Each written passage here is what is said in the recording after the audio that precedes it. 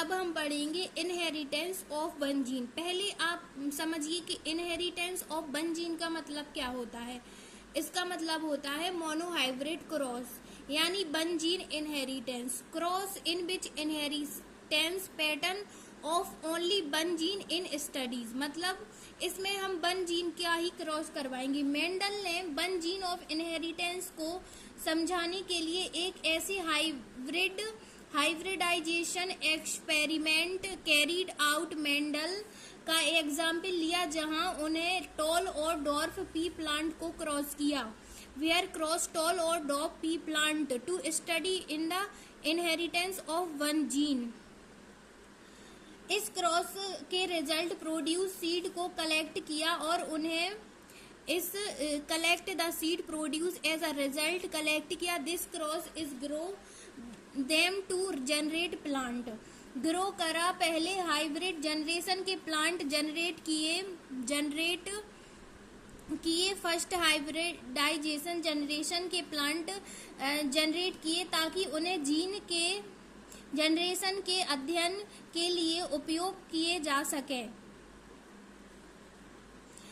इस जनरेशन को भी फीलियल वन प्रोजेनी या F1 के रूप में जाना जाता है। फीलियल वन प्रोजेनी या फिर F1। Mendel observe that all the F1 progeny plant were tall. ये टर्म इस प्रोसेस के एक्सपेरिमेंट में पहली जनरेशन को रेफर करता है। कौन? फीलियल वन या फिर F1 के लिए इस्तेमाल होता है। मेंडल ने देखा कि सभी F1 प्रोजेनी प्लांट टॉल थे।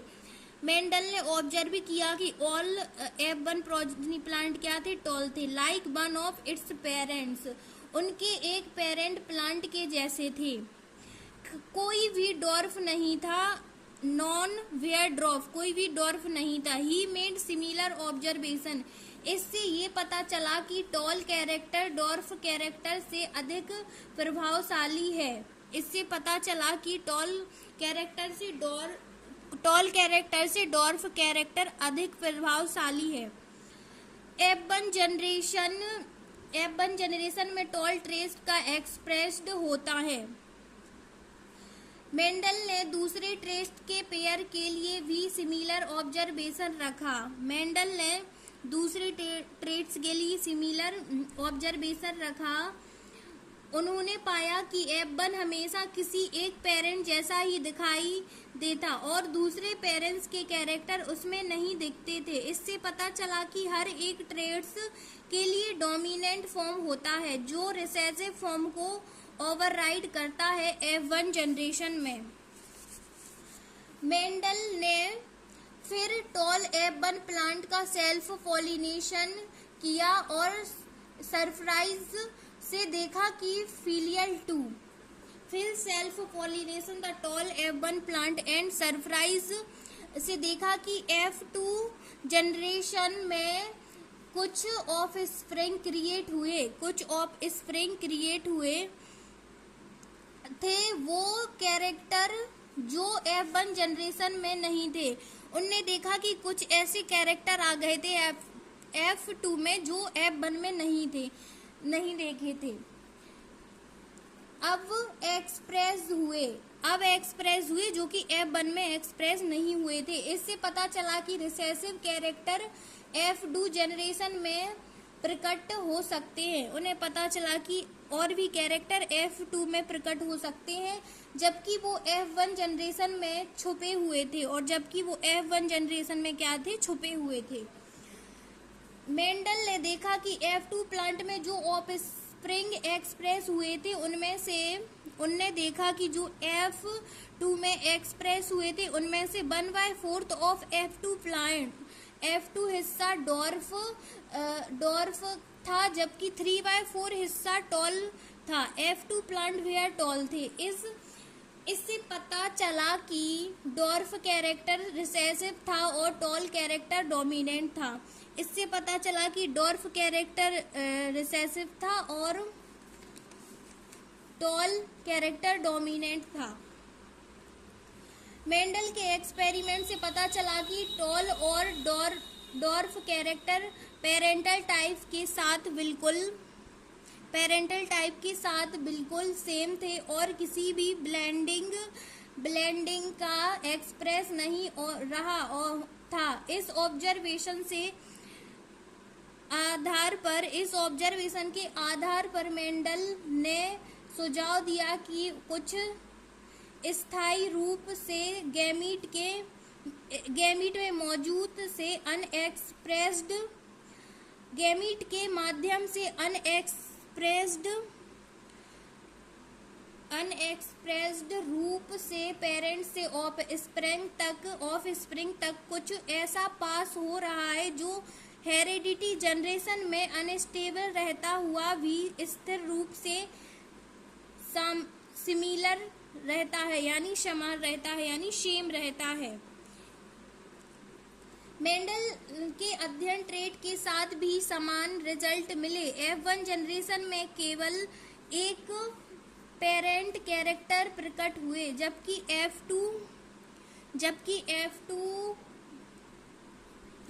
F2 स्टेज में दोनों ट्रेट के एक्सप्रेस्ड 3:1 में हुए। इससे पता चलता है कि मेंडल के एक्सपेरिमेंट में देखा गया कि जेनेटिक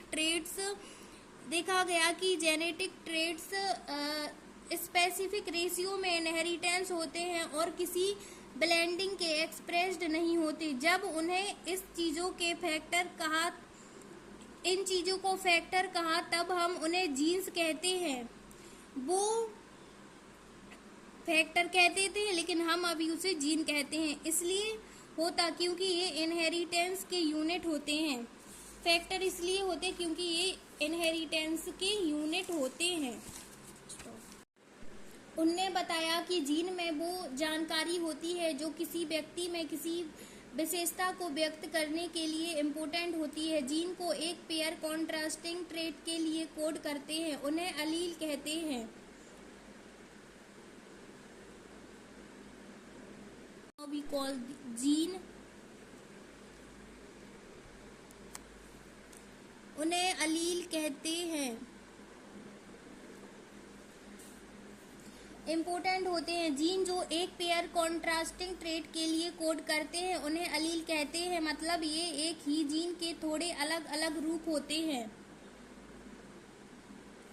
ये अलील उसी जीन के साइलेंटली डिफरेंट फॉर्म होते हैं जो कॉन्ट्रास्टिंग ट्रेट के लिए कोड करते हैं। जब हम हर जीन के लिए अल्फाबेटिकल सिंबल का इस्तेमाल करते हैं तो F1 स्टेज में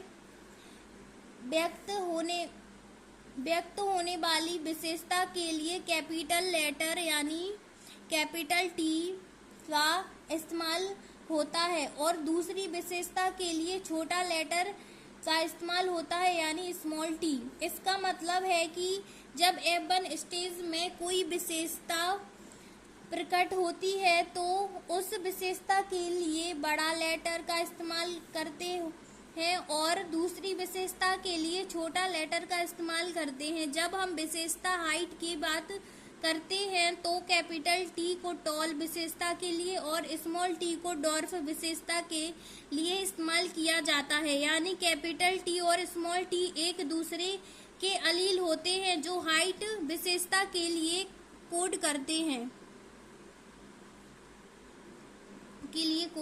हैं। इसलिए प्लांट में टॉल के लिए अलील का pair capital T small t या स्मॉल t हो सकता है। ये कॉम्बिनेशन होता है या टॉल विशेषता के लिए अलग अलग प्रकार से एक्सप्रेस करता है। कैपिटल T कॉम्बिनेशन एकदम टॉल प्लांट को रिप्रेजेंट करता है। Capital T small t combination या डॉर्फ दोनों को रिप्रेजेंट कर सकता है, लेकिन टॉल को डोमिनेट करेगा और capital small t combination dwarf plant को रिप्रेजेंट होता है। मेंडल ने भी ये प्रपोज्ड दिया था कि एक ट्रू ब्रीडिंग टॉल या डॉर्फ वाला पी स्पीसीज में टॉल के लिए जीन का अलील पेयर एक जैसा या होमोलोगस होता है। एक जैसा या होमोलॉगस होता है। इसका मतलब है कि जब भी एक ट्रू ब्रीडिंग पी स्पीसीज में टॉल विशेषता के लिए जीन का पेयर होता है तो दोनों एलील एक जैसे होते हैं, जो होमोलॉगस होता है। जब हम बात करते हैं कैपिटल टी और स्मॉल टी के बारे, तो ये प्लांट में जीनोटाइप ऑफ प्लांट रिप्रेजेंट करता है। जीनोटाइप वो जेनेटिक मेकअप होता है जो प्लांट के एलील को डिस्क्राइब करता है, और जब हम टॉल या डॉर्फ कहते हैं तो ये फिनोटाइप होता है। फिनोटाइप वो